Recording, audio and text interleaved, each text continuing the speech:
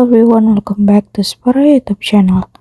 Okay, in this video, I'm gonna show you how to solve mobile phone settings that cannot be opened on Infinix G10 Pro easily. Usually, the settings in a mobile phone cannot be opened because there are several problems that we should know, and one of which is the cache in the settings that is too heavy and we have to clean it.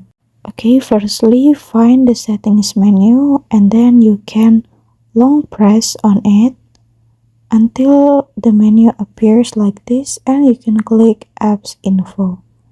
And then you can go to storage and cache over here. You can click and then will appear the cache of settings and you can clear the cache immediately. And if it still cannot be opened, then the next step you can delete some heavy application that might be causing the problem.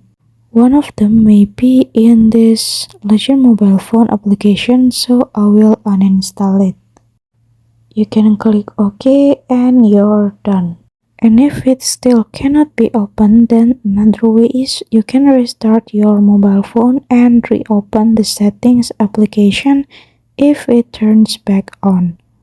Alright, here's the tutorial on how to solve the settings that cannot be opened on Infinix G10 Pro, and thank you so much for watching, guys.